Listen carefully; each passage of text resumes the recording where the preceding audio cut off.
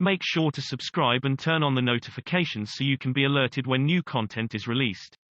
Enjoy the video. What do you do in the morning? Well, 2 hours in the morning, that's a lot of time. Well, if I can overcome myself at the beginning of the day, the rest of my day is easy.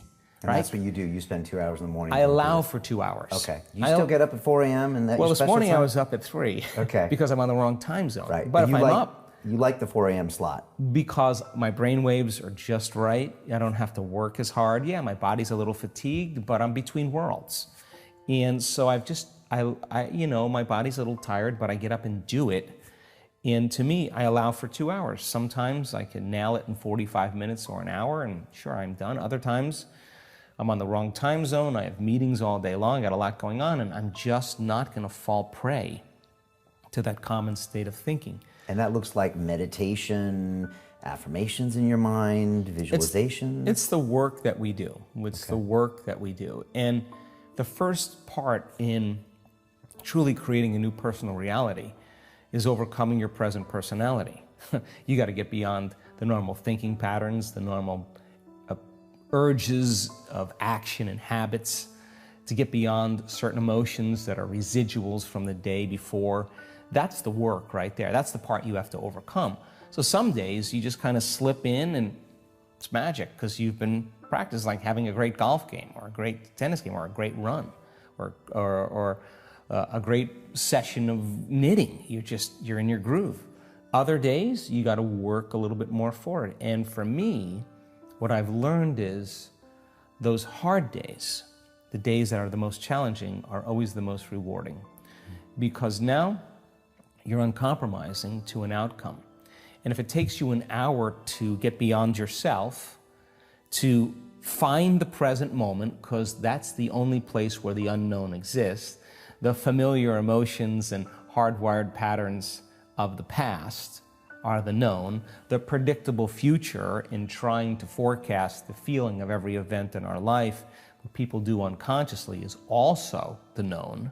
There's only one place where the unknown exists, and that's the present moment. You call it the generous present moment. Yeah, and I've just done it enough times, and there are plenty of people in our work that have done it enough times to know when you're there and when you're not. Okay. And when you're not, it's very obvious because you've been there enough times. So you're separating your old story from yourself, and you're separating your focus on the future, and you're being present. It's just like hitting a tennis ball in a sweet spot. Okay. You lock into something, and that wholeness starts to happen, and now you're no longer creating from polarity or duality or opposites. People they create when they see they don't have something. Whether, hey, nice suit, I want one of those, right? And the moment I see that you have a nice suit and I start thinking, I want one of those, my brain naturally starts putting me in the equation. Next thing you know, I'm wearing your suit. Well, that's because we're wired to do that. So then we have this natural ability to create. The problem is after you imagine that, you open your eyes and you don't have it, people experience more lack. Well, we're not that good yet. So then the act of practicing enough times and beginning to create the state in which you're so connected to the energy of your future. Now think about this. You're so connected to the energy of your future, you're no longer looking for it or waiting for it. You feel like it's already happened.